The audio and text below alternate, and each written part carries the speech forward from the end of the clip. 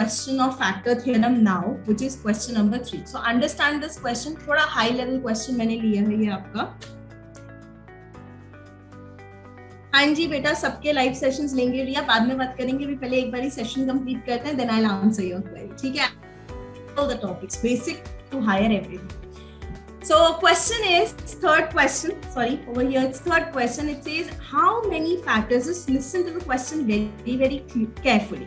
How many factors of the number, there is a number which is given in front of you, they are multiples of 120.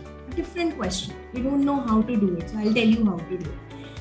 Question is, कितने ऐसे factors हैं, किसके, कितने ऐसे factors हैं इस number के which are multiples of 120, which are multiples of 120. So हम लोग चांद सितारे बना देते हैं because this is a starry question. ठीक है? So how we are going to do this? पहले तो सबसे पहले first step is to what? Is to prime factorize. So we have to prime factorize this number. This number is already half prime factorized. Why? Because 10 is there, तो इसलिए बाकी prime factorize है, लेकिन 10 नहीं. तो 10 को भी हम क्या करेंगे? We will convert it. So let's convert it. So 2 raised to the power 8, 3 to the power 6, 5 to the power 4, and then we have 10 को हम क्या करेंगे? 2 to the power 5 and 5 to the power 5. Is it okay? Yes or no? Come on. थोड़ी energies के बिना नहीं. थोड़ी energies. Yes or no? Am I doing it right here? Prime factorization ठीक चल रहा है? यही होगा prime factorization. Yes, Pavni? Yo. So अब क्या करोगे? इन सबको कंबाइन कर देते हैं. तो 2 raised to the power 8 plus 5, that becomes 13. Then 3 raised to the power 6 is as it is, and then we have 5 raised to the power 9. 5 raised to the power 9. ठीक है बेटा जी? अब हम क्या करते हैं? We need to find out the factors from these which are multiples of 120. तो अब एक काम करो, 120 को भी prime factorize करो. This is the method I am telling you. कभी भी इस तरह का क्वेश्चन आता है कि आपके फैक्टर्स किसी चीज के मल्टीपल होने चाहिए, तो जिस नंबर के मल्टीपल होने चाहिए उसको भी फैक्टराइज कर दीजिए. सो 120 को फैक्टराइज करो. अगर हम इसको प्राइम फैक्टराइज करते हैं, let me do it with a देसी तरीका. 260, then 230, then 215, then 35, and then 51. So how I'm going to write 120? I'm going to write 120 as 2 cube to the power into 3 to the power 1 into 5 to the power 1. This is perfect. Yes, it is 2 cube into 3 into 5. Okay? अब आपको बोलना है इसमें से कौन से ऐसे factors हैं जो इसके मल्टीपल है. ये इसका उसका समझ आया कि ये जो आपको नंबर गिवन है, इसमें कितने ऐसे फैक्टर्स हैं जो इस तरह के नंबर्स के मल्टीपल्स हैं. तो आप क्या करोगे? इसमें बहुत सिंपल सा फंडा लगाना है.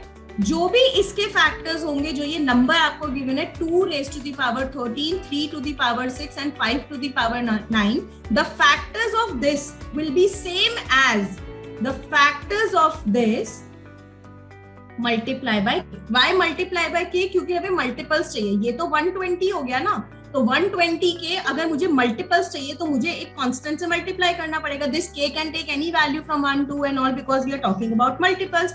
अब थोड़ा सा इसको सॉल्व कर दें. अगर हमारे पास 2 raised to the power 13 है और इसको मैं नीचे लेके चली जाती हूँ 2 raised to the power cube, तो मेरा आंसर क्या हो जाएगा बच्चों? Come on, what is my answer here? Surds and indices तो सबको आता है यार. What is my answer? If bases are same and powers are there, powers are dividing, तो क्या होता है यहाँ पर? Subtraction. क्या होता है हमारे पास? Subtraction. So ये कितना हो जाएगा? 2 raised to the power 10. ठीक है? फिर इस 3 को भी इसके नीचे ले आओ तो ये हो जाएगा 3 raised to the power 5. फिर इस 5 को भी इसके नीचे ले आओ तो ये हो जाएगा 5 raised to the power 8 and that is equal to k. That is equal to k. So now the question actually boils down to कि ये k के फैक्टर्स निकालने, मतलब ये k निकालने के कितने k हो सकते हैं. कितने k मतलब इसके अंदर कितने फैक्टर्स बन सकते हैं. सो can I say to find out the number of factors of this original number is equivalent to say to find out the number of factors of this number which we have got. क्योंकि हमें k ही निकालना था कि ऐसे कितने factors हैं हमारे पास, ऐसे कितने मल्टीपल्स हैं हमारे पास.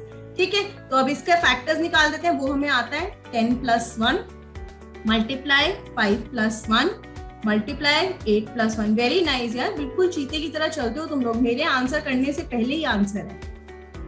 So answer comes out to be 594. There are 594 factors which are multiples of 120.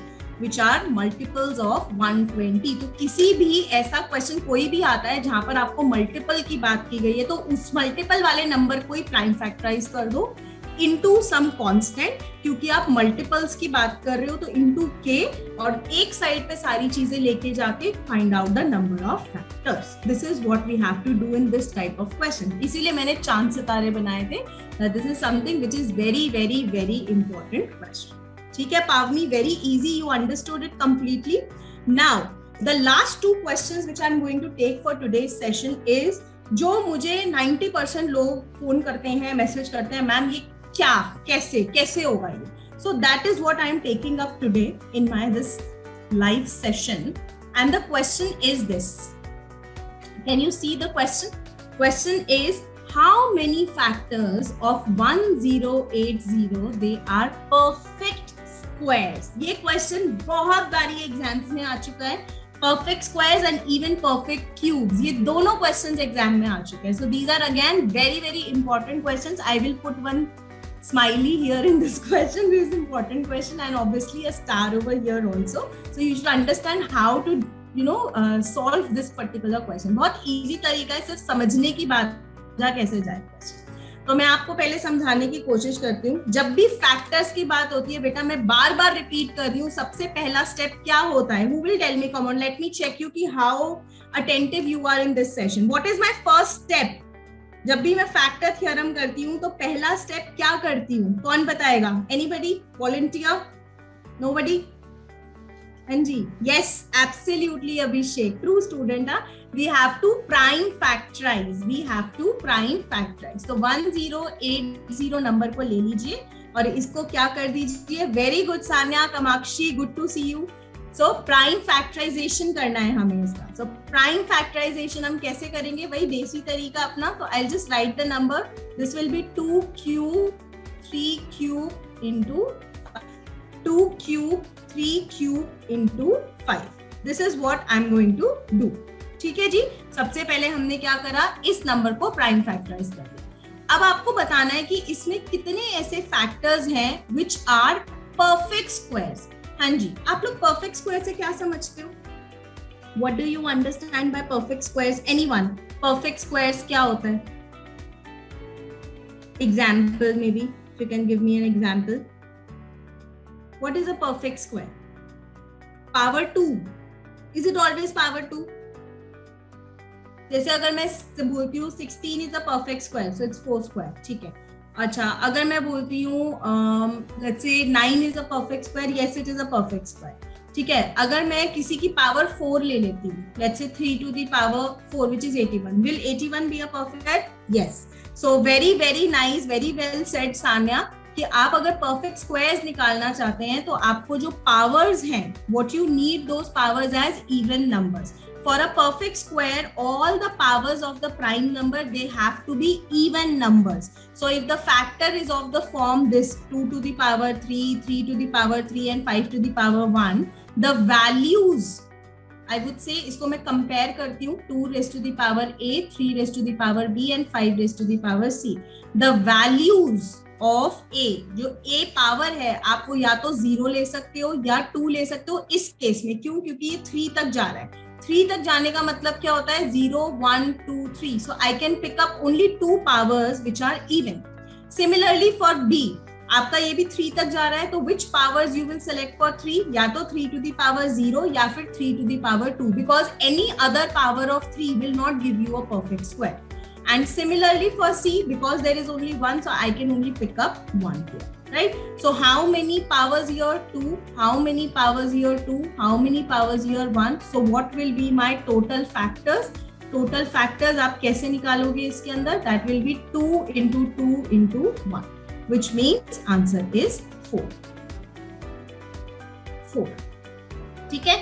So whenever they ask you in a question to find out the factors, with perfect squares, अगर आपसे पूछा जाता है कि perfect square factors बनाओ, तो बेटा जो भी आपने प्राइम फैक्टराइज किया है और प्राइम नंबर्स की जो भी आपके पास पावर्स हैं, उन पावर्स के सिर्फ इवन पावर्स काउंट कर लो. तो यहाँ पर मेरे पास खाली 2 इवन पावर्स थी, यहाँ पर मेरे पास 2 इवन पावर्स थी, और यहाँ पर मेरे पास, सॉरी दिस इज 2 नॉट 3, और यहाँ पर मेरे पास 1 इवन पावर थी. So I have counted all of them, multiplied them to get the answer. Sania corrected it बेटा, 0 and 2 ओनली, नॉट 0 and 3. ठीक है बेटा, multiply 2 into 2 into 1 that gives me 4. क्योंकि ये मल्टीप्लिकेशन है ना, तो नंबर ऑफ फैक्टर्स आपके तभी आएंगे जब आप multiply. Clear? Done? Yeah, all of you? चलिए. So I am now going to please explain for, okay, 3 नहीं है बेटा, वो 2 है, sorry मैंने वहाँ गलत लिखा. चलिए जी, now let's move on to last question for this session. One last question of factor theorem which I find very interesting over here, a part of question number 4 only. That is, find the number of factors of 2 raised to the power 9, 3 raised to the power 6, 5 raised to the power 5 into 11 raised to the power 8 that are perfect cubes. हाँ जी, so what do we understand by this perfect cubes everyone? मुझे आप लोगों ने बताया ma'am अगर आप perfect squares बोलते हो तो हमें even powers लेनी होती है. तो अगर मैं perfect cubes बोलती हूँ तो मुझे क्या लेना है? मुझे क्या लेना है? I need to take the divisors of 3. I need to take the powers which divides by 3 or which divides 3. Right. सो जैसे अगर आप यहाँ पर देखते हो 9 है, तो 9 में से मैं कौन कौन सी पावर्स चूज कर सकती हूँ? नो, आई वोंट से कि आप ऑड पावर्स लेंगे. ऐसा नहीं होता कि आपको ऑड पावर्स लेनी होती है, क्योंकि ऑड पावर्स में तो फिर 5 भी आ जाता है, बट वो आपको परफेक्ट क्यूब नहीं देगा. वो आपको परफेक्ट क्यूब नहीं देगा. तो परफेक्ट क्यूब के लिए आपको सिर्फ 3 के मल्टीपल्स लेना है. तो यहाँ पर starting with this 0 will always be there, then we have 3, 6 and 9. ये तीनों हम लेंगे, क्योंकि अगर आप पावर 3 लेते हो तो परफेक्ट क्यूब नंबर आता है, पावर 6 लेते हो तो परफेक्ट क्यूब आता है, पावर 9 लेते हो तो परफेक्ट क्यूब आता है. Same goes here. What are the numbers that, what are the powers that you can take? 0, 3 and 6. Same over here. तो हम एक काम करते हैं, इसको ऐसे लिखते हैं, 2 to the power 9 में the powers that we can take for the perfect cube numbers will be 4 powers here. 3 to the power 6 में how many powers we can take? 0, 3 and 6 we can take.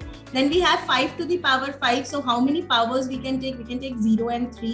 And then we have 11 to the power 8. So how many powers we can take? 0, 3 and 6. So we have to all take just the multiples of 3. क्योंकि आप जब तक 3 का multiple नहीं लोगे वो perfect cube नहीं बनेगा. For a perfect cube you need a power 3, right? So how many of them are there? 4. How many of them are there? 3. How many of them are there? 2. And how many of them are there? 3. Multiply all of them.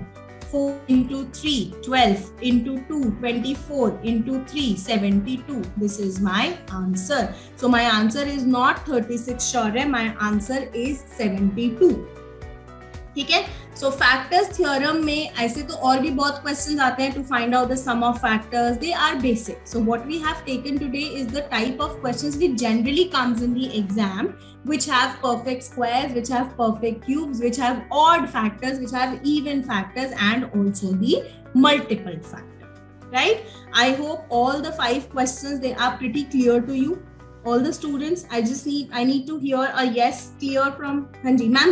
बेटा 0 तो कोई भी, अगर जैसे आप कोई भी number तो raised to the power 0 लेती है Kamakshi, that comes out to be 1. That is a perfect square as well as a perfect cube. It counts in both of them.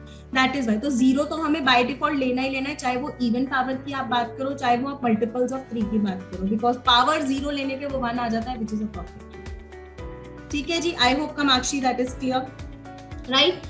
So this is it. That is what I have planned for my first YT session with all of you, which is factor theorem. My next session will be that will be going to happen on Friday, same time, same place, but the day is different. That's Friday, and we are going to discuss something interesting, something nice about HCF and LCF. Okay, so stay tuned. Now Vidhi ma'am is signing off for today. Thank you so much. Thank you for participating. Thank you. Bye bye. Thank you so much, students.